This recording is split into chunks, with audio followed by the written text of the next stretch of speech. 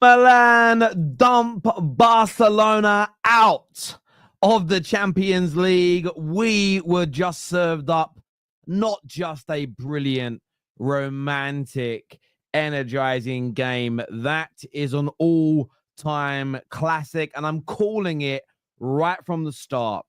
It is the best knockout tie I have ever witnessed. And I'm talking about both legs, the ebb and the flow, the comebacks, the late goals, the quality of the goals, the romance. Cherby never scoring a European goal in 20 years. Pulls off a Harry Maguire with the last kick of the 90 minutes.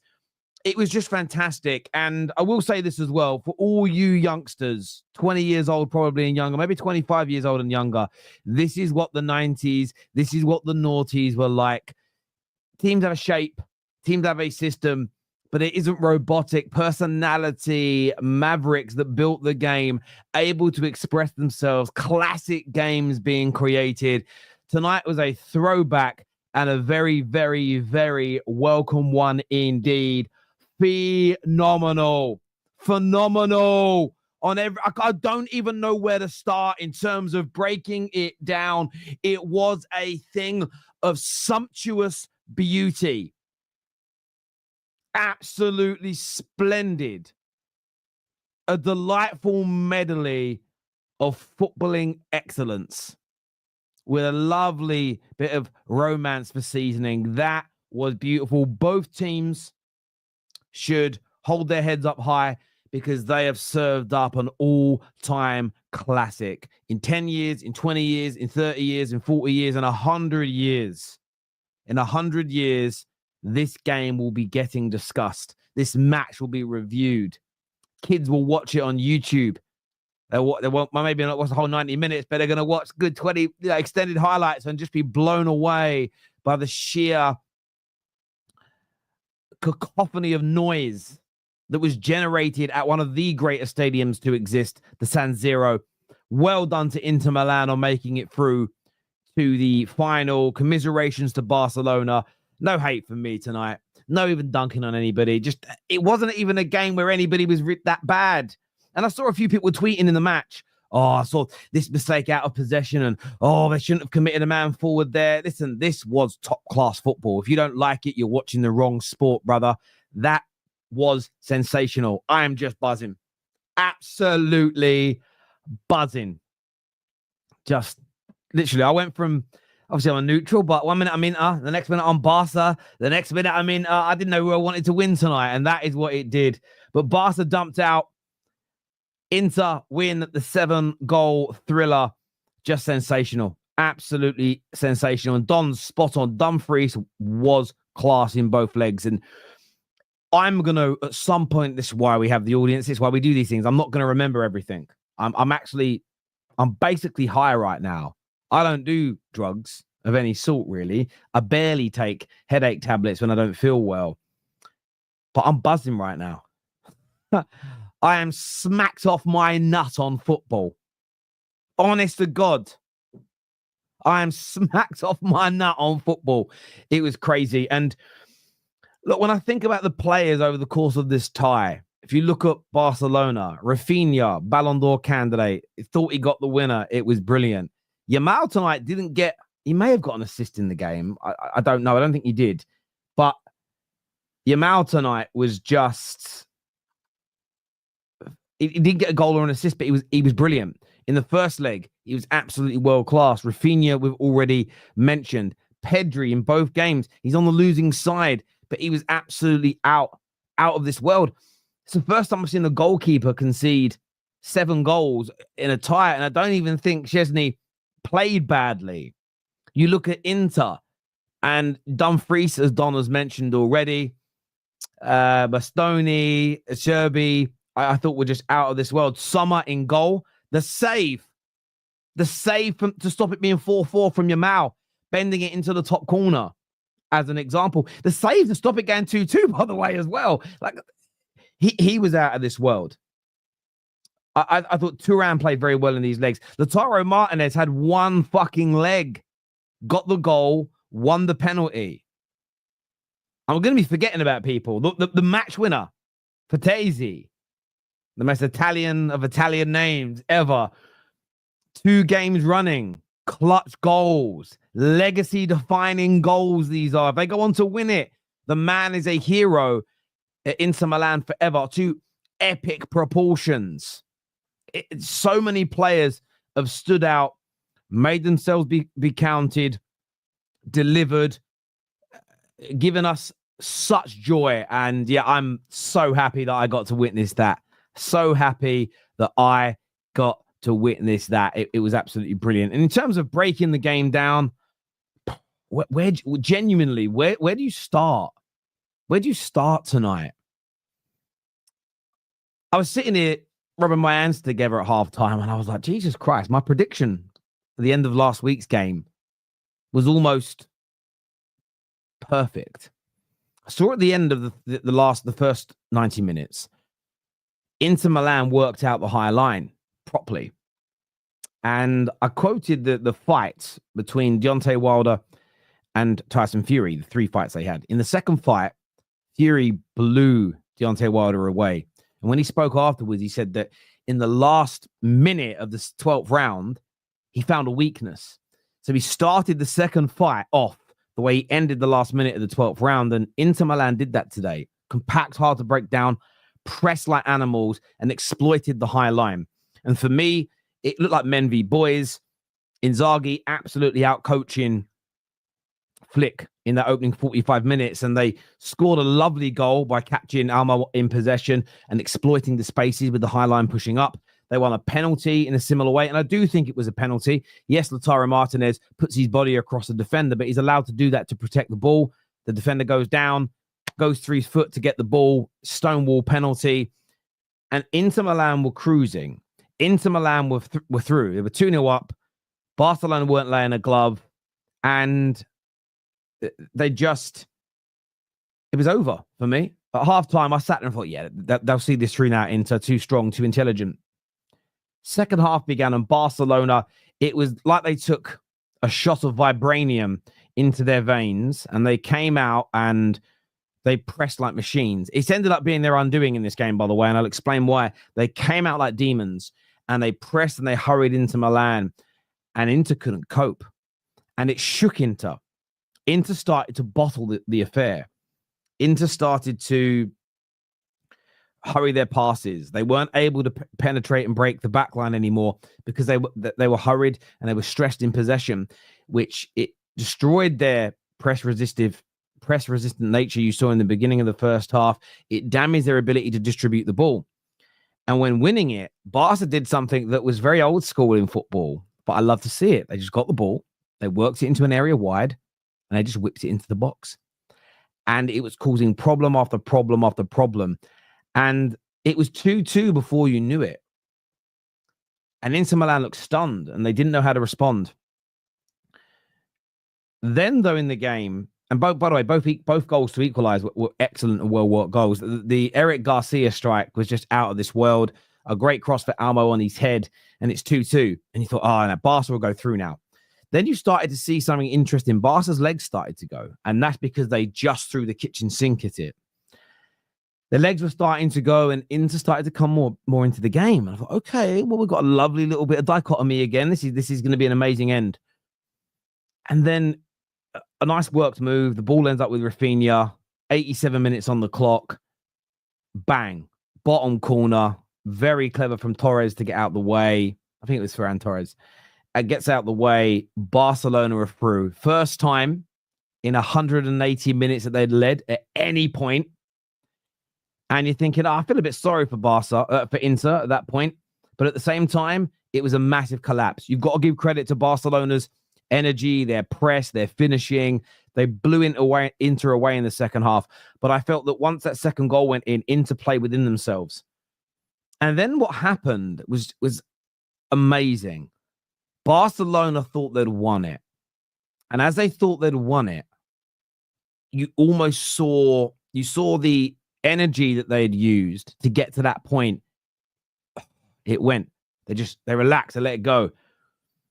And for the next 8 minutes of the game, they could barely touch it. Inter Milan were passing through them. And then one of the most special goals you're ever going to witness in Champions League football, to get it in the semi-final, the ball crossed in, centre-back Cherby up front, no goals in his lifetime in European football, smashes it into the top corner. And it was a great finish. But what was interesting is, and this is why when you throw a defender up front, and Jose was one of the first managers I remember doing this on a regular basis, is you confuse the defenders of your opponents, because you can study a striker. What does he do when balls come in to his right foot? What does he do if the ball's coming in from the left side and the right side? The ball's being cut back. Where does he normally like to run to? You can study that as a defender. The coaches can study it, and you can work on that in drills. You throw a centre back up there, you don't know what he's going to do, because you've not studied him, and that helps. And it always creates like it's why goalkeepers always create confusion when they go up for set pieces, because nobody really works on set pieces with an extra player in that situation. They get the equalizer. I thought Barca would be done then. Second half of extra time, and it continued as we saw that the legs were gone in Barcelona. Why have I forgot the guy's name now? I feel disrespectful. I want to say Francesca. It's not Francesca. It's Frattesi. Frattesi scores the goal that the Inter scored. Frattesi's goal was brilliant. Thuram, brilliant hold-up play. Drives at the Barca back line. The lovely cutback. They were composed. They took their time. Buried into the bottom corner. And I know that Yamal had a few chances after that later in the second half of extra time. But if I'm honest, now that I've calmed down, I think about it, Barca just looked a step too slow after that. They just looked like they'd run out of steam. They'd run out of a little bit of belief. And overall, just one of the very best games I have ever witnessed. I'm talking over both legs. We've seen fantastic comebacks. That second, Liverpool versus Barcelona as an example. Barcelona's comeback against PSG. Spurs versus Ajax. Those games, those individual games were amazing. Those comebacks, the greatest comebacks we've seen in knockout stages in the modern day game. But in terms of two back-to-back games, and there may be some that I'm just not remembering. You got to remember that not all knockout games were even televised in the UK when I was growing up. So maybe I'm forgetting one or two. But certainly in the modern era, I don't remember two back-to-back games that special, with that much ebb and flow, that much quality, that much romance, that much drama, the quality of goals being so high. A match where neither team really deserved to lose. It was just very, very special indeed. It really, really was special, and just blown away by it. So congratulations to everybody that was involved, because it was a thing of beauty. And I will say this, we've had a very boring Premier League season, and it's the Champions League that has just delivered. Lots of teams this year that do have systems. Systems have always existed in football, but they've just allowed an element of freedom, an element of expression to be on display, and it's delivered beautiful football that will live long in the memory, that I think creates more legends of this game, which is, I suppose, what it's really all about. Let's have a look at some of your comments that have come in here. Mo, you winning, yet you find time to hate Man United. Mo ain't here yet. We'll see what he's saying, but a real throwback game to my 20s. Best tie ever. Yeah, Mr. Feldman, I couldn't agree with you more. I don't remember two games back-to-back, a tie being that good. I just don't. Loads of good games. It's just the best I've seen. What a game. Lassie, yeah, absolutely fantastic. Thank you, Luke, for encouraging everybody to get the like button hit. Let's get that done, please, people. Very important to the channel that we do it. Jan Sommer, wow, what a tie. Yamal next up. And it's one of those games as well. You'll have a few idiots, a few rage baiters online that, whoa, what did Yamal do today? I thought you said he was a great 16, 17-year-old. He is. He is. And if it hadn't been for Jan Sommer pulling off a world-class save, this man, well, we're probably watching a penalty shootout right now. And you can't discount what he did in the first leg either. He's 17 years of age. He'll be in so many more of these games in his career, God willing. Fantastic young man. Super chats at the start of the comp. saying Inter would win it. Yeah, you did. I remember you saying that, Dyke. You did, and Inter have been, barring Liverpool, Inter have been in my top 2 to 3 favorites this entire Champions League campaign. Interestingly, in the knockout stages, defensively, they've been a lot more vulnerable than they were in the league phase. So I'm intrigued to see how that will play out in the final. At the moment, likely to be PSG. Could end up being Arsenal. And if it is, remember, we're flying Mo over. We're flying Mo over from the States for the watch along. So, and we're going to firm it up tomorrow, but the Football Terrace will be starting some watch-alongs for the end of the season for all of the cup finals. So all the European finals, the FA Cup final, and the final day of the Premier League season. We've been approached by someone who wants us to do some. And I said, I'll come out of retirement to do some watch-alongs. So, yeah, they're going to be fun. We should be doing them. I'll be finalizing it all tomorrow, but we'll be doing them in the studio in London with a group of us. Very much looking forward to it. Arsenal watching that, take notes, that's fight. Listen, Arsenal are going to need that and more tomorrow, I tell you. I hope Esteval is like Yamal, a kid balled out against grown men for 120 minutes. Italian manager drenched in rain and sweat. Goals, PSG to save football is what DR says here. As a Chelsea fan, I absolutely expected you to say that. I will say this. This is why you get rid of away goals. Yes, I understand that. What I loved about the away goals rules, though, is that they meant more. When you scored a goal away from home, and by the way, it wouldn't have mattered today. It would have gone to extra time. The only part I didn't like is that the team away in the second leg, if it went to extra time, had an extra 30 minutes to score away goals. But it wouldn't have even mattered in a game like today. But I used to love the away goals rule because they would just... They just meant so much more, because essentially it was like scoring 2. Every goal it felt like 2. So yeah, I understand why they got rid of it. I just used to love it. But then sometimes it's what you grow up on and what you fell in love with, you know. Sommer pissed me off tonight. Can't do this for Switzerland. European nights. Yeah, listen, he had the game of his life. He had the game of his life. Debbie here, who is a Barca fan. Commiserations, Debbie. Says we're so not going to win. It's okay, everyone. It's just I don't want people to make fun of this team. It was a beautiful game, but I wish we won. Look, you can't. You're probably going to win La Liga. You've won the Copa del Rey. There isn't much to laugh at Barcelona about. In actuality, phenomenal season. Excuse me. Shows how hard it is to win a treble. Shows how difficult it is to win a treble. And you guys are going for your third. You know, there's level. That's why you're going to get hate, because you're so successful. You've been so brilliant, and people despise that. But yeah. Commiserations on going out, Debs. Commiserations to you. Let's have a look at some more of your Dembele Dior is loading. Tony here says, what a gain. Happy that Inter won. Yeah, I bet you are.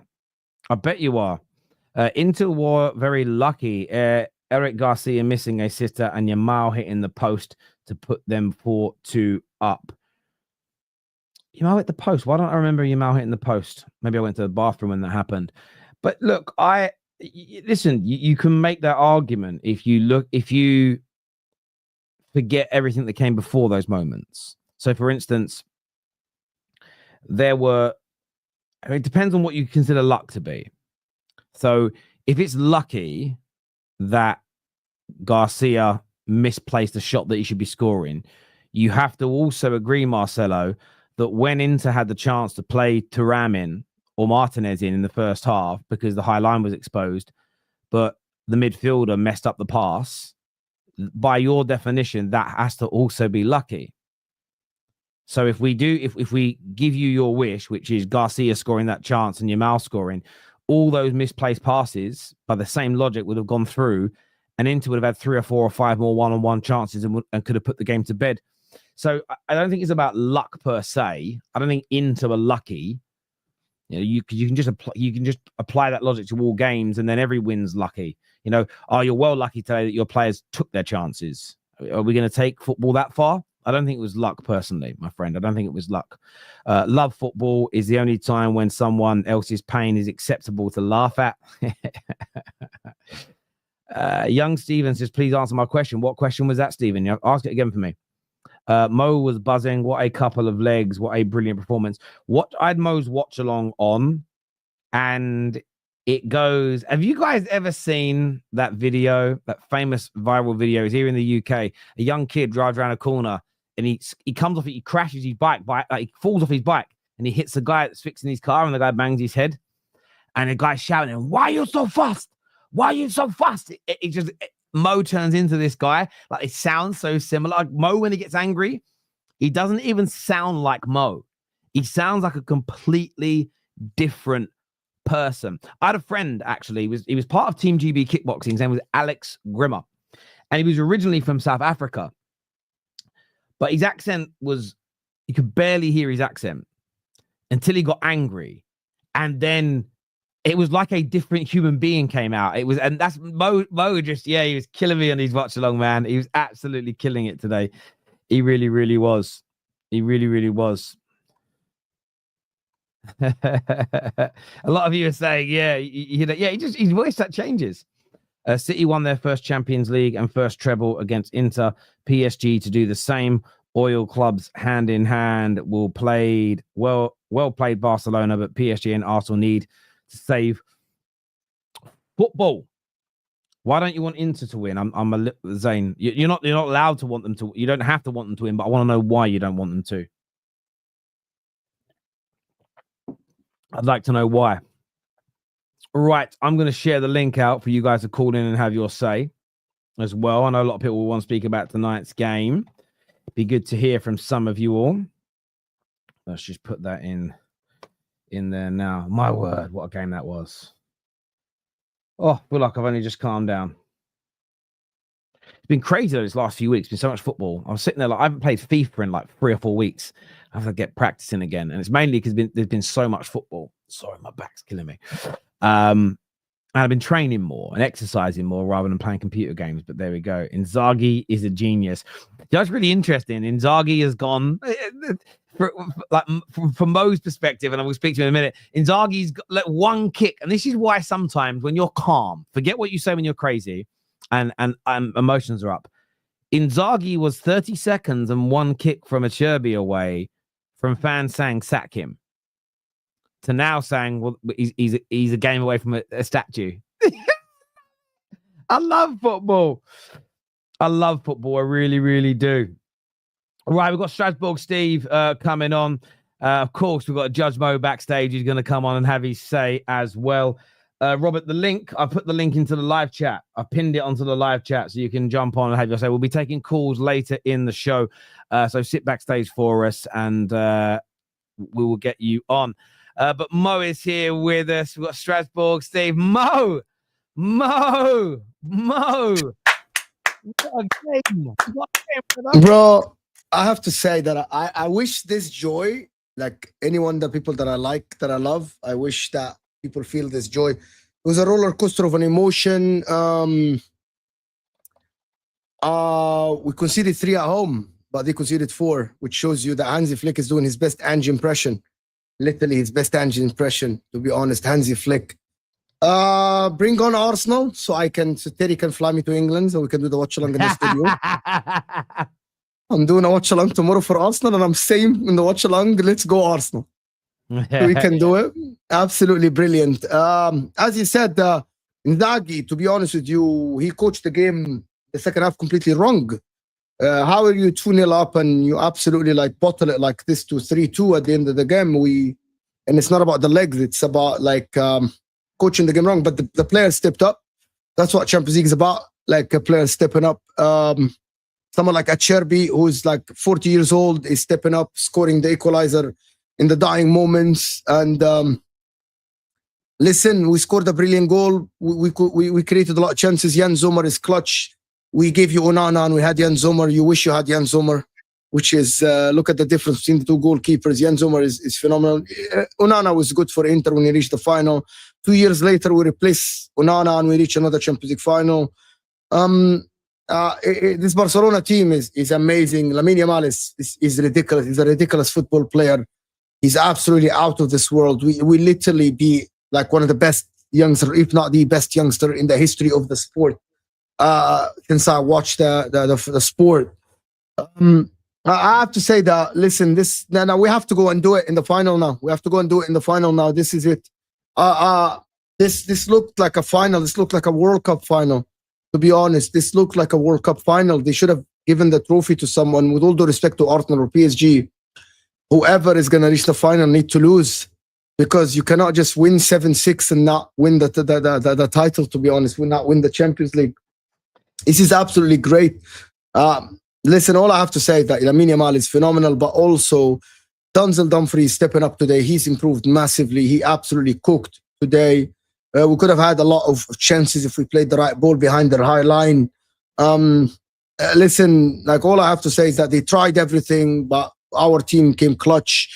That shows you that everything is possible in football. Like, listen, you can say that Arsenal can do it tomorrow or PSG. Everything is absolutely possible, and it is ridiculous how football works sometimes. I almost lost. Do you know what's brilliant listening to you talk right now? I know, and I don't mean to offend you in any way. I know you don't drink alcohol, but you're talking like you're drunk. I've never seen you like you're just going from one thing to the other. It's brilliant to see, and we'll come back to you in a minute. Let you compose yourself a second. Steve, an absolute all-time classic game tonight. What did you make of it all? Mentality of both teams, I think we got to point that out as well. To go up 2-0, bottle it, and then Barca go on to get the supposed game winner. But then you're right, Terry. Barcelona just completely switched off. They thought they had it won. Body language on everyone on the pitch. And again, I think they over-celebrated it a little bit. I think it's easy to say it in hindsight, but it's kind of true. It looked like they over-celebrated it a little bit. But, I don't even want I literally bro. I mean, Mo, I don't know what you're going through, man, but shout out Jan Sommer. If I had to pick a man of the match, I think it has to be Jan Sommer.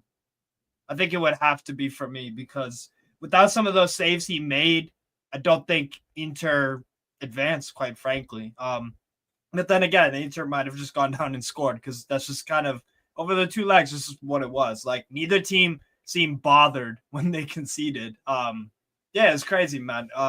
It's probably the best two-legged tie I've seen in football. I've only watched this since 2014, but Inter conceded 6 goals, but this is absolutely crazy. You know what I mean? Like, yeah. And I know, Terry, you felt. Have you ever? Like, I'm not sure. Have you ever had this feeling, like in 2008 or 99, after the final of like the treble, 99, when you're like, what just happened? What just happened? I mean, I felt it. I felt it a few weeks. Again, it's levels, right? So the level my club's at now, what we did against Lyon felt beyond fantastic. I couldn't sleep. I was wide awake. I actually had a few drinks during that game. The moments from Maguire and Kobe sobered me. I don't know how that works. I'm not a scientist, but chemically, the chemicals in my brain changed. I was stone cold sober when it happened. 1999, obviously, I was 13, 14 years old, but I remember 14 years old. It would have been 99. I remember it so vividly, and the euphoria, seeing the trophy be lifted. And then I was young. I was like, you got to go to bed now. I had school in the morning, because it was Wednesday nights, Champions League finals back then. We're still in the middle of the week. And I remember laying in my bed. I was just looking, because my room back then, my bedroom growing up was half Man United, half Liverpool, because my brother I shared a room with was a Liverpool fan. And I remember just staring at all the United stuff. I couldn't sleep for like 3 hours. So I have been there on a number of recently. I've been so many times in my life, but it's special when it gets you into a final or it wins you a trophy. It's a hard feeling to explain. It's one of I can't imagine what it feels like to be the players, or Frattesi, who scored the winning goal. That's probably another level up. But the level you feel, that's why when people say, I mean, this is why I've always pushed back against this idea that you should only celebrate anything once you've won the trophy. Imagine the feeling you've got now. Imagine someone waves a wand and that just disappears from football. If that happens, the sport dies. You need these moments. It was amazing. So yeah, 110%, mate. I know exactly how you feel. Yes. And watching Inter fans celebrate gives me a buzz, and I think it's because I understand how they're feeling. If that may, it's why I like the idea of a new club. It's why I want Palace to win the FA Cup. I know it's against City, but I would love to watch their fans celebrate their first ever trophy. And you'll get it, Steve, now, because you've seen Newcastle do it. I know they've won one before, but it's been 70 years. You'll watch them, and it'll make you buzz to a degree because it'll bring back the feelings you had when you guys did it. So the damn burn header. Yeah. That was It's in terms of your team tonight. You mentioned a lot of people. I wanted to ask you about, this isn't no agenda thing, about Lautaro Martínez, captain, injured. What did you make of his display, the way he led you, especially half injured today? He was injured today, but he scored a goal, good movement. He tried his best, but you can tell from minute one that he couldn't run. Thuram was absolutely injured as well. Yeah. I think he led the team very well.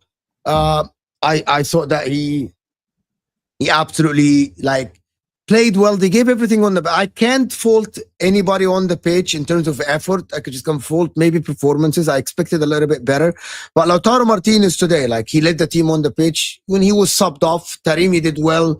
Lautaro did good, to be honest with you. Is he a guy? Listen, if Inter win the Champions League and he actually lead that team to a Champions League, he would be historically for Inter, to be honest, because Champions League would be fourth. But he wasn't bad. He's good. He's slow a little bit against the high line. We need a guy that is quicker than him, but he's tried his best. I don't know. The thing about it is that all I have to say is that all the players today gave everything. You can tell that the players were giving everything on the pitch. So as Barcelona as well. They were trying so hard until the last minute. But he led the team well.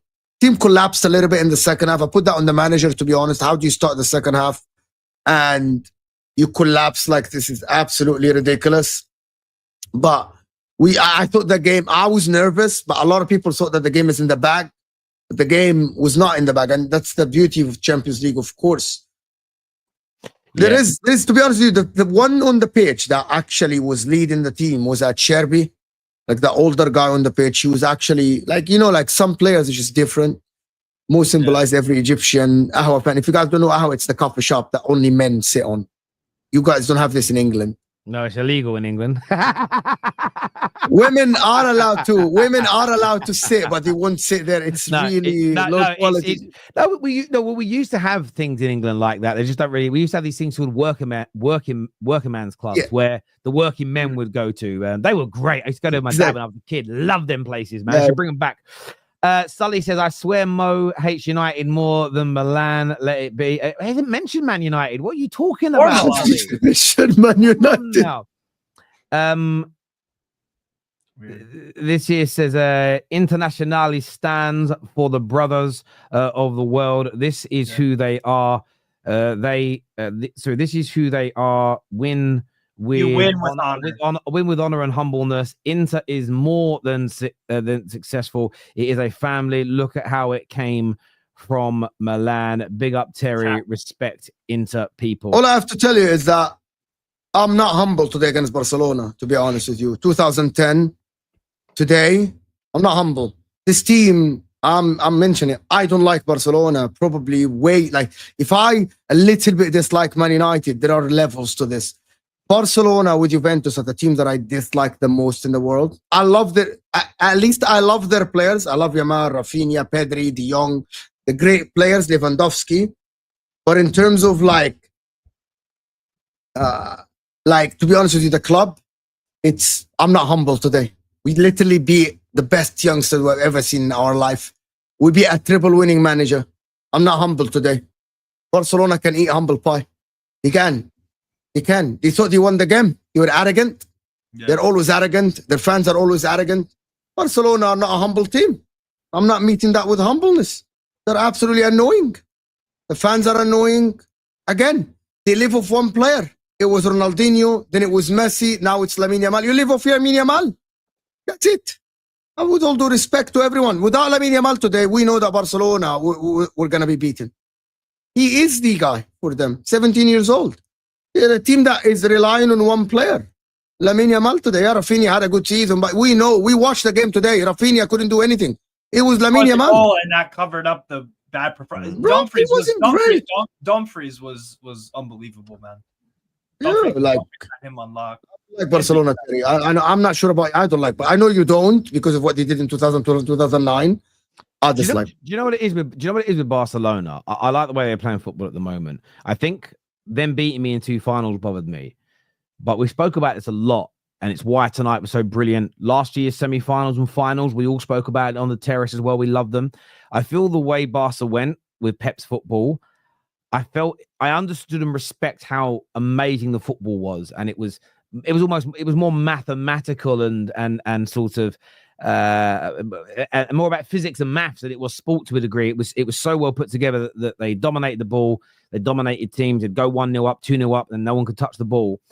They bothered me because I felt, although I respected how good they were, you didn't get a lot of spectacles like you did tonight. There were some games, where they were leading, and I'm talking about in their pomp. The comebacks that we're speaking about came like free. The Liverpool one was 2019. Like, you're talking years after their peak. That peak period, it just bothered me because I used to find the games weren't as entertaining. And that's just a personal thing. Some people watched how they played and were just blown away by it, so they were entertained. I'm someone that likes to see I like to watch a match where a goal can change it. Where with Barca, they were so good that their games were boring, and so that's kind of where a bit of my dislike. I prefer this Barca, to be honest. I prefer this Barca to the other Barca. I agree. It's more direct, it's more entertaining, it's more enjoyable to watch, and I prefer this Barca to the other Barcelona, to be honest. But again, it's very similar to Spain, the past Euros, because people were complaining the past few years about Spain kind of not being the best to watch, a bit robotic. But like the last Euro, Spain were. Yeah, no, I agree. But I wanna take this show a little bit like for the. I know I want to take it to. I know you want to talk into. Does this, because I've got a lot of people, Terry, after the watch along, asking me, does this prove that the football is not dying and Arsenal can come back against PSG, that everything is possible? Because a lot of people are saying that no, Arsenal cannot come back. PSG are just better. With all due respect, the talent at Barcelona today is superior to Inter. The likes of Yamal, Rafinha, Lewandowski, Pedri, De Jong. Look at how Inter do it. You have got Henrik Mkhitaryan starting these games. Exactly. And let's be honest, if any member of the top 6, including Man United, who he's from, like before you, and Arsenal, if any of us signed him in the summer, our fan bases would go mad. So, of course, Arsenal can come back tomorrow. The problem is with a lot of people is they take what they think is going to happen. So a lot of people think PSG will win, and that's fair. And because they think something, they act like the opposite isn't possible. Of course, it's possible they come back tomorrow. And Arsenal should be watching elements of both teams and saying, well, we can do that. A goal changes everything. Arsenal score early tomorrow. Arsenal score, well, they only need 1 goal to take it the extra time. They score early and start well and start fresh. Cards can happen in games. Penalties can happen in games. Look what Man United did at Bilbao. Again, I know it's a lesser competition, but let's not pretend that Bilbao and Man United are of the standard of these Champions League teams this season. Right. Anything can happen.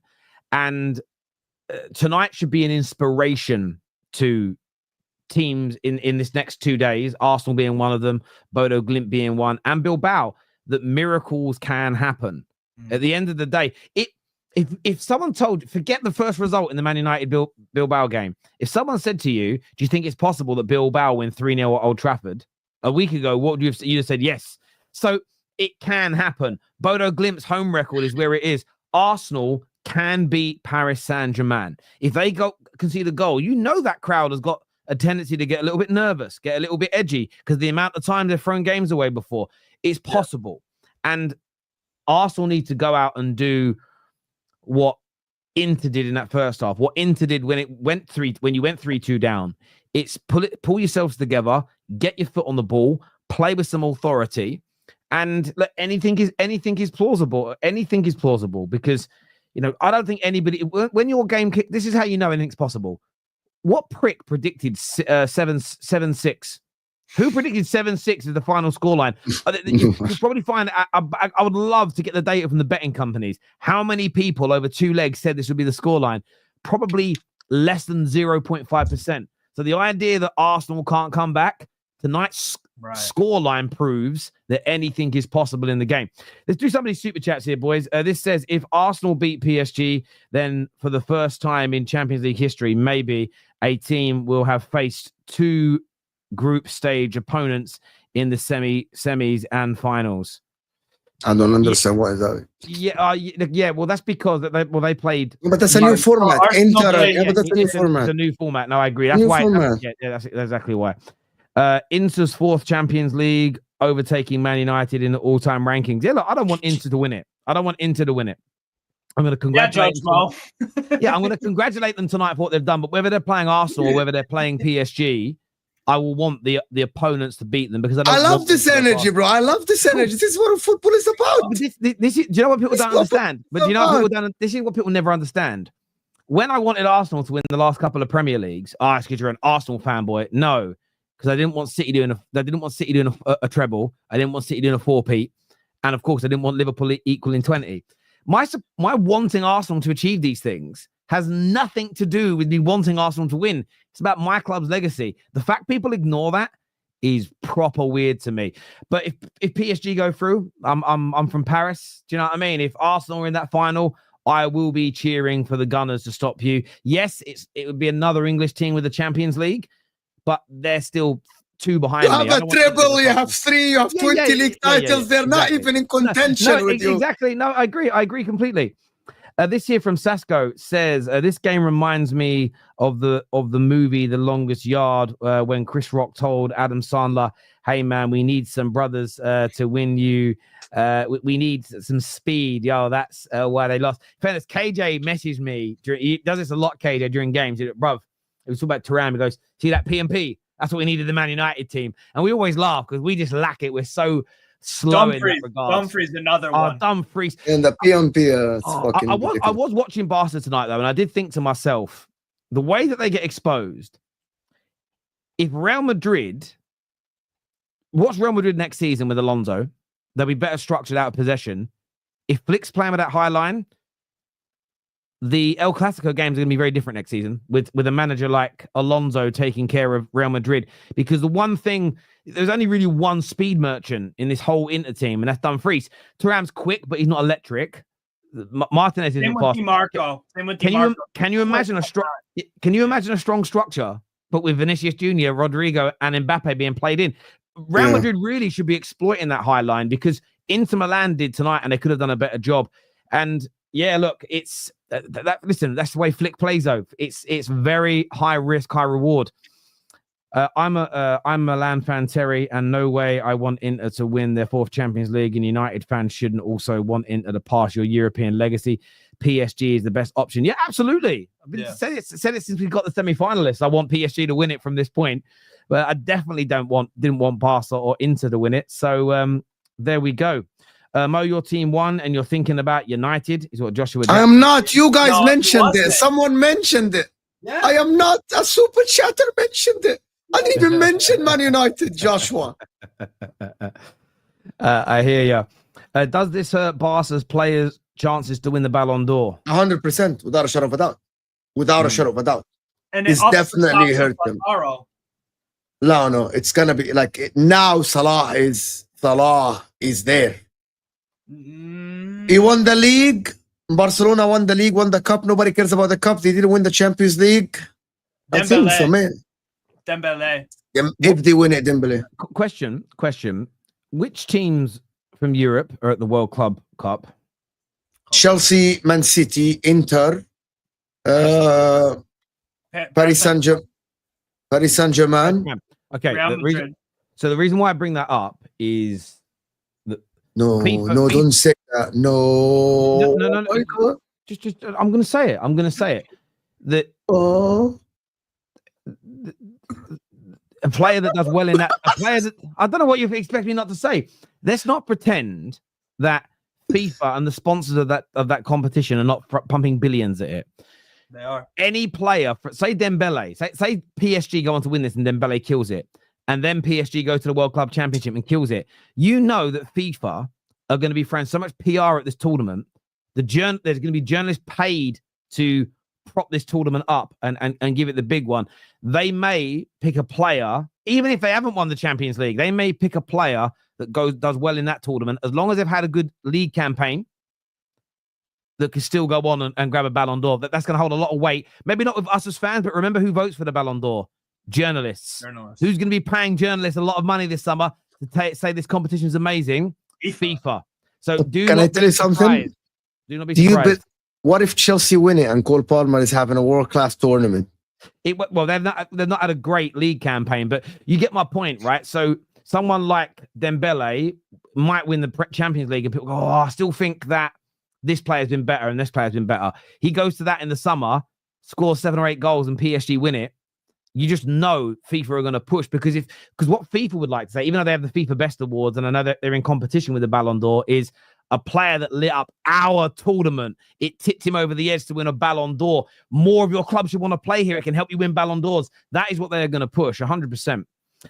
Big up Terry in the panel. I'm an Arsenal fan. We just witnessed the Champions League final. I said these two teams will win. Anyone will win. Sorry, I can't read tonight. We've just witnessed Champions League final. I said this 2 teams, anyone will win the Champions League. PSG. I kind of get what you're saying there, bro. Can Arsenal win tomorrow? Yes, miracles can happen, but Arteta and Arsenal have shown no bottle previously. They were 1 goal down against Newcastle. No, they were 2 goals down against Newcastle in the semis, and they lost both games 2-0, my friend. They lost both games 2-0. Can I say something? Arsenal winning tomorrow is not a miracle. Okay, can we just stop saying that it's a miracle? They're only 1-0 down. This is not a miracle. Yeah. Arsenal not bums. They just beat Real Madrid 5-1. Like, they're not bums. They have Thomas Partey. It's not a miracle. I don't want Arsenal fans to feel like it's a miracle. It's not. It's not a miracle. A miracle is if Real Madrid came back from a 3-0 down. Like this is being pushed by some people that Arsenal comeback is a miracle. It is not a miracle. Like it's definitely not. Like Arsenal are a good team. They can go to PSG. Bro, there's no away goals. If Arsenal score in the first 10 minutes, it's tied. It's a tied game. Like, it's not a miracle, people. It's not. Stop saying that. Stop saying this. I don't look at it as a miracle. I suppose it's this, though. I suppose this from again, maybe we're being what I'm about to say is going to make people say I'm glazing Arsenal, but I actually think it's a show of their size in Europe. When have Arsenal come from behind in a big Champions League game to qualify for a final or a semi-final or win it? When they went to the final in 2006, they were they were leading going into the second leg of the semi-final, as an example. Against Man United, they lost 1-0 at Old Trafford, and then we went and beat them at the Emirates. So for a club that has never witnessed a comeback at this stage of a tournament to make a final, I get why they view it as miraculous, because they've never seen their club do it, you know. And when you Liverpool fans will look at it and go, well, it isn't. We were 3-0 down and we came back. And I do it's a miracle. Yeah, absolutely. But if Arsenal, say 5 years ago, Arsenal were 3-0 down in the quarterfinals, came back to win 4-0, I don't think they'd be looking at doing it tomorrow as a miracle.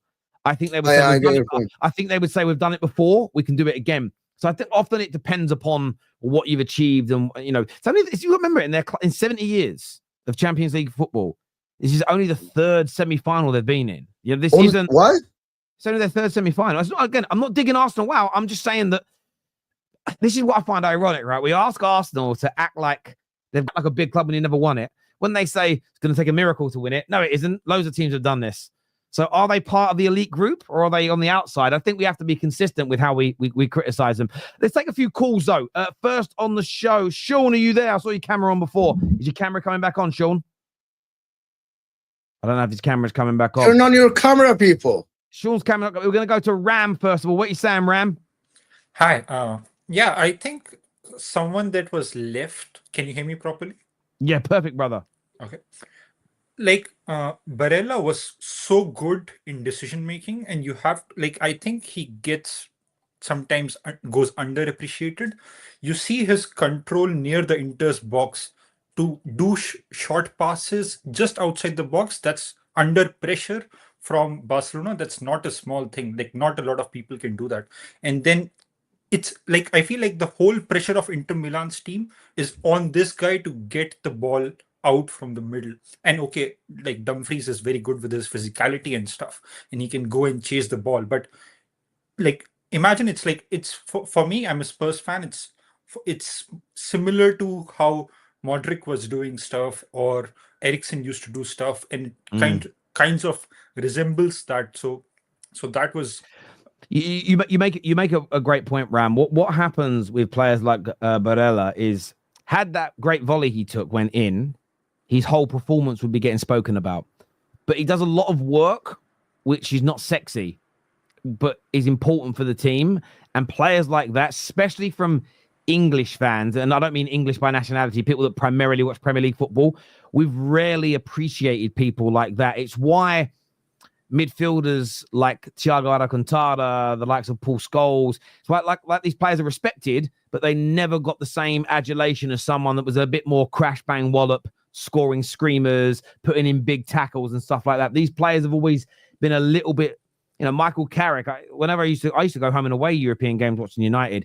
Every time you pick up a newspaper in Italy, in Spain, anywhere, the day after, Carrick was always getting praises and big passages written about him. English press, Carrick was a 6 out of 10 today. There's just something about certain players like that just don't get that. And by the way, I think Barella is amazing. Yeah, so I agree with you. I think he was someone that I forgot to mention earlier simply because my head was on cloud 9. But yeah, he was fantastic. Who do you see? Do you think Inter are going to go on to win it, or are you going to wait until tomorrow's result before you make that prediction?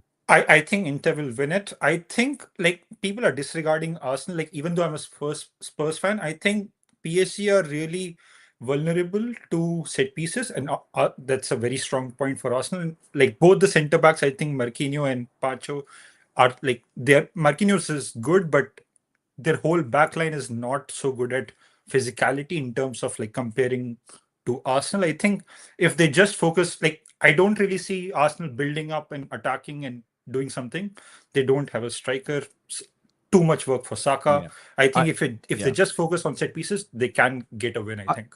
I hear you there. Listen, Ram, thank you for calling in, mate. We'll chat to you again soon, brother. Thank you very much indeed. I am going to go to Dayo, but Omar's just joined us here. Barca out 30 seconds away from winning it, brother. What do you want to say? I mean, is anyone shocked that Barcelona once again have an opportunity to be in a Champions League final and fuck it up? Is this the first time this has happened? Is this the second time this has happened? Is this the third time this has happened? This is becoming a recurring theme in the Champions League when it comes to Barca. And it's funny because anyone who watches Barcelona, any Barca fan who watches us every year could tell you that this is always happening. People try to sell this thing to me as a Barca fan, were telling me, Omar, you have the easiest route to the final. Look at the teams you have to play. This is your year. I told people if we see Inter in the semifinals, it's over. And people were telling me that I was glazing Inter throughout that ride.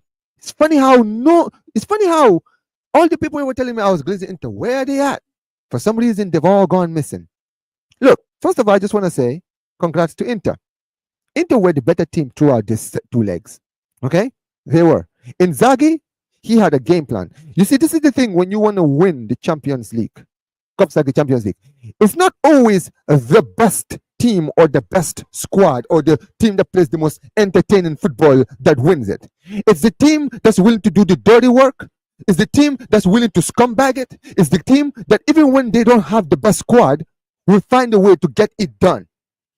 And today, even when they were 2-0 up, screwed it up, and had a 3-2, and they were 3-2 down, they still didn't give up because they knew if there was any other team, the game was over. But it's Barcelona, and Barcelona will give you an opportunity. They knew, they were patient. They did not panic after they were 3-2 down. They kept it focused, and then they got the equalizer. And when they went to extra time and they scored that that fourth, people were telling me we were gonna equalize. I said, no, it's over. We're not the same. We are not the same. It's an absolute joke. And this is the thing, man. I've dealt with this thing for so many years now. Last season in the Champions League, we were 3-2 up in the game against PSG. We somehow messed it up in the second leg at home. Against Liverpool, 3-goal lead with the two best players out. We still managed to lose that game because we were complacent. Against Roma, 7th in the table, Roma. I will never forget. They were 7th in the table and they still knocked us out after we were 3-0 to 4-1 up. Even in this Champions League this season, you guys watched the Dortmund game. We were 4-0 up. And in the second leg, these guys just decided, oh yeah, the tie is already over. And we do this every year in the Champions League. And people expected me to go into this Inter game with any confidence when I know that my team can decide when and where to just mentally switch off. It's crazy how in that game, in the first half, we were getting dominated. Second half, these guys woke up and then we were 3-2 up. And then while you're 3-2 up, Terry, and this is to all of you guys in the panel, when it's 88 minutes and your team has just scored, you're thinking, yeah, we've won this game because we know what they're going to do now. We're going to go and defend, which is the smart thing to do, right? We were 3-2 up with 30 seconds to go, and half of our squad were trying to get a fourth. It was seconds to go to be in a Champions League final, and then you decide, nah, rather than defend this, we're going to go for a fourth. This is why we deserve to lose this game. We were arrogant, as always, in the Champions League. And we got what we deserved. It is what it is. Sometimes it's not always the better team that wins. It's the team that wants to win by any means necessary. And that's what Inter wanted to do today. They wanted to win. They didn't care how they were going to win this game. Look at look at in the second half of extra time, how the fouls they were making. They didn't care. They didn't care. It wasn't about getting a fourth. Yeah, they were trying to go for the counter, but you saw half of their team was still in the defense because they were like, no, we're not going for it. We're good. Come break us down. Come break us down. Can I ask you a question, Omar? I'm enjoying the rant and breakdown. What do you put this down to? What do you think the issue is? First of all, when I saw the lineup and I saw the same defense we played last week, I said, yep. How do you decide to play the same defense? It didn't work out. Today, our fullbacks, who, by the way, I don't rate either of our fullbacks. I think Garcia was playing out of position, and he was one of our better players today. Right? Gerard Martin, I criticize him all the time, but he was looking good today. The two center backs, Kubashi and Inigo. Kubashi giving away a reckless penalty again. People always like hyping this kid up, but he's always reckless. It's a joke. And listen, Hansi Flick deserves as much blame as the players do, because when we scored that fourth, you should have been drilling it in these players' minds that 88 minutes, we got 4 minutes of added time. Don't attack anymore. No more attacking. I want everyone in the defense now. Every single one of you. Lewandowski, go defend. You understand what I'm saying? But no, we were still trying to counter. And I literally said it. I was on Flores' stream. I was like, hold on, wait a minute. Why are we so far forward? Literally seconds before they scored, Terry. Seconds before they scored, I'm like, where's the team? Why are they that far forward? And then they equalized when I said that. Nah, man, this really hurts, because when we were 2-0 down, I kind of like accepted that we were going to lose the game. And then these guys kind of woke up, brought it back, and then we're 3-2 up. And then everyone where I was were like, yeah, this game is over. And for some reason, I couldn't say it. And that's the feeling, that's the worst feeling to have in the world. That feeling you have like, I can't even celebrate this. I can't even celebrate the win in the final yet, because I know this team is going to have another chance soon. Yeah, listen, I hear your pain. Dayo, what you here to say, brother? No, man. Mo, congrats, man. Congratulations. I will see you in the final, Mo. Not a problem. I will be there. I'll be there with you. Omar, let me just say this, right? I hear you. You're a Barca fan. You watch Barca more than we all do. But I will say this. I think Inter played one of the best footballs that Inter has ever played today.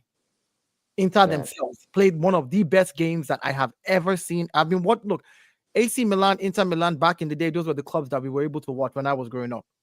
This is one of the best games I've ever seen Inter Milan play. 14 saves by Sommers across the two legs. 14 saves. So you have to give your team some credit to a certain extent and say, you know what? They stepped up today. You would never have expected Inter. Inter has been has had the best defensive record in this Champions League this season and conceded 6 goals to Barcelona. Listen to what I'm saying again. The entire tournament, Inter has had the best defense. No other team has been able to break them down. They considered 3 before this game. Before this game. Their total is now 9, and Barcelona is responsible for 6 of those goals. I think what had happened today with your team was this. You depended on your strength, which is you're an attacking team. You're not a very good team defensively. And understandably, the more you attack, the more goals you will score. Even though you were 2 goals down, you came back to 3-2. That's the kind of team that you are. And your team needs to be, I think Hansi Flick just believes his boys must attack till the last second. That's the only way he plays on the front foot. Sadly, it backfired today because people like Sommers were saving some goals that they should not be saving. He should not be saving normally. I mean, the guy who scored, what's your guy's name that scored the 4th goal, the equalized? Frattesi. No, not Frattesi. Before Frattesi, the guy who has never scored for you guys. It's his first goal. He came over as a sub and scored. Acerbi. Okay, Acerbi. Acerbi scored for Inter before. Yeah, and I'm saying, but this was his first goal. According his first Champions League goal from what they said. Champions League, yeah, of course. Yeah. How many goals you get in Champions League? That's different. That's what I'm saying. I'm saying like players like that stepped up today. People who had never stepped up in the Champions League previously, who had not been given the chance. So today, Inter played way above. Like there was something Mo said earlier, which is, to me, this was the final. Like if you beat Barcelona 7-6, and you don't win the Champions League, Mo, I'm not going to let you rest because you are beating me in the final. You cannot come and don't flip this on me. Don't flip on this on me.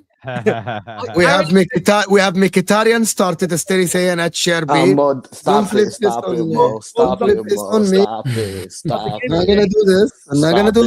Stop it, Mo. But the game today, congratulations. I think Inter deserved the final win because they were very dogged. You could tell that the Barca players were tired. Your players were tired at the end of it all. They gave their best.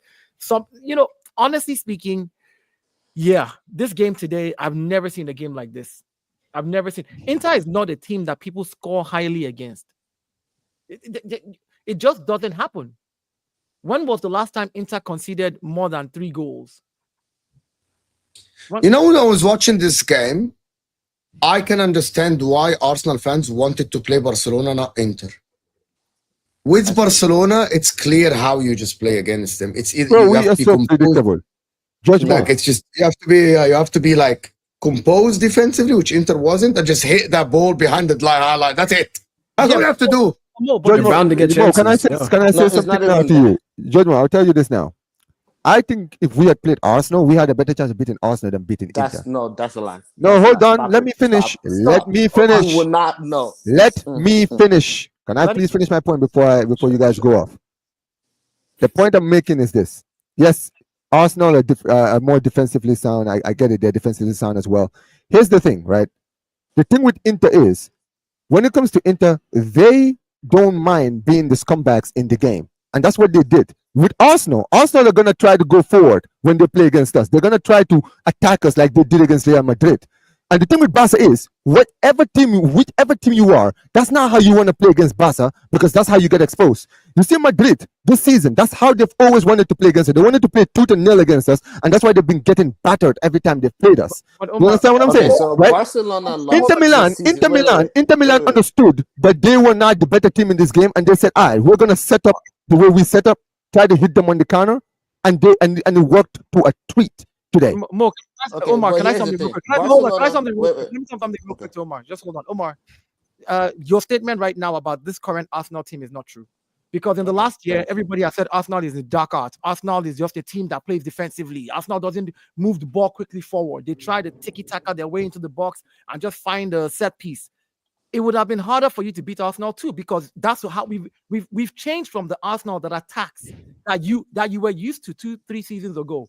This Arsenal team will sit on the ball, keep passing it, looking for a set piece, finding a way to drill in, and that will frustrate you guys, especially when you play a high line. So to assume that it would have been easier, again, you're talking about the two best teams in the Champions League with the best defenses, which is Inter and then Arsenal second. So my thing again is when you're looking at defensive teams like that, because Barca could be a high-scoring team, if you come against a defensive team and you don't score, it frustrates you. All they need is one or two. You know, people like Madrid who are on the front foot, their players don't track back to help defend. That's why you beat Madrid. That's why we beat Madrid too. It's not because we're individually better than Madrid. It's just the style of play. The only goal not only that, but We're gonna head out, guys. not only that. Yeah. Not only Cheers, that, Mo. but- Thank you, bro. Yeah. It's not only that, but the only goal we considered to Madrid, the only goal we considered to Madrid was by an individual error from a defender. And that was capitalized on. So when you play a team like that, that might be where you will get chances from. Which one happened today. I hear that. Robert, I'm going to go to you. Then we're going to go to Cory. What are you saying, Robert? my apologies. I just want to say to Inter. So here's the thing, right? When this semifinal came out, I was like, look, if we beat PSG, I will really prefer facing Barcelona than Inter Milan. And here's the reason I gotta go. I appreciate you, Terry. Yeah, but here's the reason why. Inter Milan's defense is... I looked at Inter Milan, I was like, I don't think they can attack as Barcelona can. But their defending would be immaculate. Inter Milan would defend and hold and make sure and wait till you are very open and then they do a very swift counter-attack. Barcelona does not do that. Barcelona will never counter-attack. They will attack you. They don't know how to defend. So the issue was that the reason why I say if we went to the final, I prefer playing Barcelona because all we have to do is just do an open attack, do pinball. And we will outscore Barcelona. I said it and people were like laughing at me like I'm delusional. I was like, no, you can outscore Barcelona because they don't know how to defend. They don't play as a team in defense. They also, when it comes to defending, we also see that they make a lot of mistakes. So earlier this season, we saw that in the Champions League, they lost to, it wasn't Lille. Who did they lose to? It was like the second game week or something like that. They lost to like a French team. Monaco. Yeah, Monaco. I thought it was Brest or something. But they lost to Monaco. Yes, I understand Jules Koundé took a red card. But in that match, what you saw was every single time Barcelona attacked Monaco, it was a swift counter. And they did not know how to escape it. Even watching the Dortmund versus Barca match, the second leg, every single second Adeyemi or Bino Gittins got the ball, it was a swift counter. It was a deadly thing. And they just couldn't. I agree. And that's the vulnerability of this Barcelona team, and Inter exploited it. You know, there's a couple of set piece goals as well, but they exploited it 4 or 5 times and scored. And, you know, it's an area where I don't necessarily think they buy better defenders, faster defenders. They won't be exposed as much. But when you play, we saw it. We see it's not a faster defense. It's partly that because they have to be able to recover, and they've got good defenders, but I don't know if they've got any world-class defenders. Koundé's pretty good.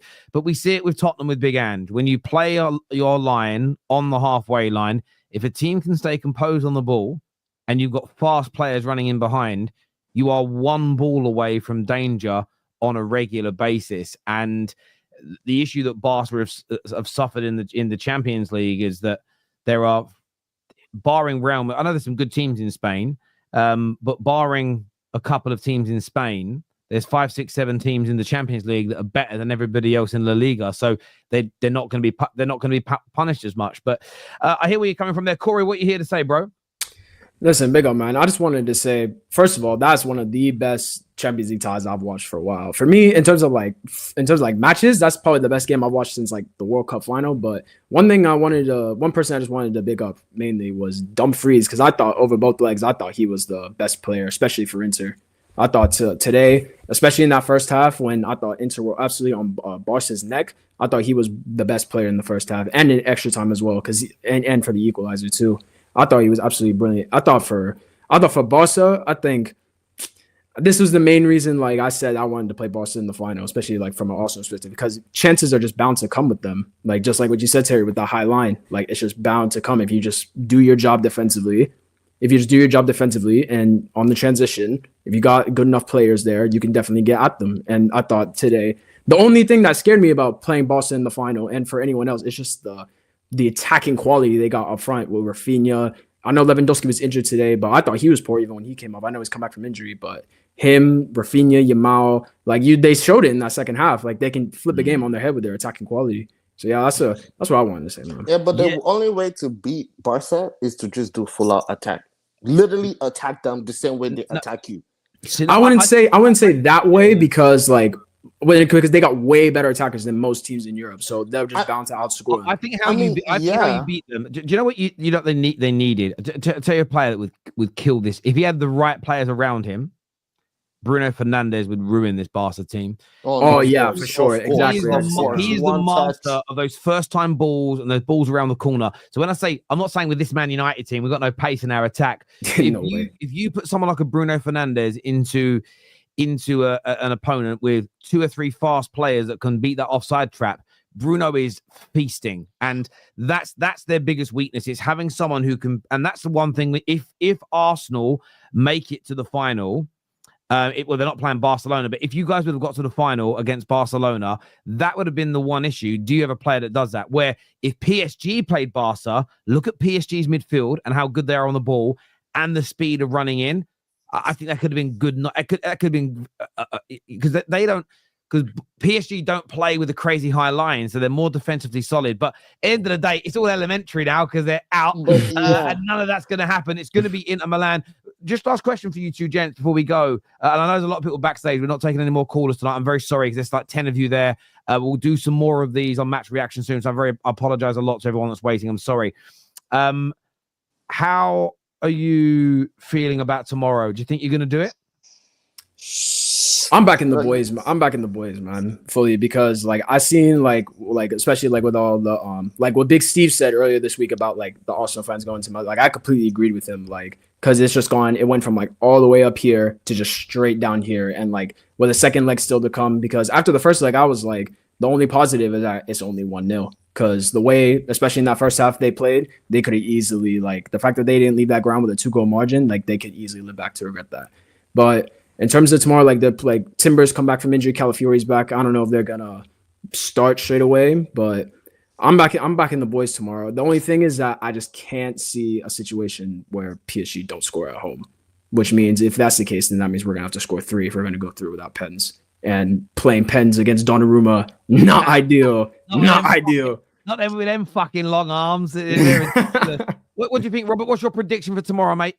See, I really don't care about Donnarumma. He's not as good as people really think he is. He's really not. Sorry, he's not. I think we can outscore them.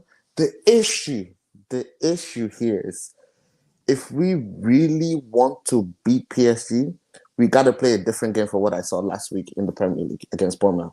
We got to be physical. We got to want to crush our legs and break our knees and break our bones. We really got to. We got to win every first ball, second ball, third ball, fourth ball. Yeah, that's what that was one point. Sorry. On that, you can't press them too much to begin with. That's fine. But so you've got, and I hear you. I'm just adding to it. You've got to be physical, but at the right times. You made the same mistake at the Emirates that Liverpool made at Anfield and that Villa made at Villa Park. You came out like one player. You came out like a bullet in a China shop. They pass through your press and they expose you early on. You need to be really composed. I actually think the best thing for you to do for the first 10, 15 minutes is sit in, be hard to break down, wait for the crowd to settle. You've got to get through that only in 10 minutes and then start the attacks. Don't come out and try and press them all over the pitch because they will ping it past you. No way. That's what we tried to do in the first leg, and they were balling us off the park them first 30 minutes. But the issue here is that there was one person that we just let roam free. It wasn't Dembele. It was Vertinha. We let that man roam free in the first leg. Yes. We saw that in the Villa game. We saw why was that? But why was that? Because nobody was pressing him. Moreno was not pressing him. No. It's because they were pressing the back line on the ball. So when the ball then gets bypassed, there's a hole and there's a space. You need to sit in. Exactly. And Vitinha was taking advantage of, Yes, of that hole. Like I said, Robert, you can't. You want to be physical when you're in the battles, but you don't want to be chasing that ball too early. You want to be hard because when you guys actually sat in, they give the ball away quite a bit with their passing because they're always going to try and break your lines. And that, for me, should be the strategy. But listen, look, boys, thank you for coming on. I want to thank all the callers tonight, all of our super chatters, everyone who's tuned in. A big thank you to all of you. This is going to redirect you to MHF, so go and support the boys over there. We're back tomorrow morning. We have Ben Jacobs on the show for a special edition of the Done Deal show, talking transfers with some big news. Man United might be selling Bruno Fernandes for £120 million. We're talking. I hope not. To who? Saudi, a club in Saudi. They've offered him 1.2 million pound a week in salary. Good Mad. Lord. So we're talking that tomorrow, plus other transfers, straight facts in the afternoon, and then of course reacting to PSG Arsenal in the evening. Until next time, everybody, take care. Goodbye. God bless, and we'll see you all again soon.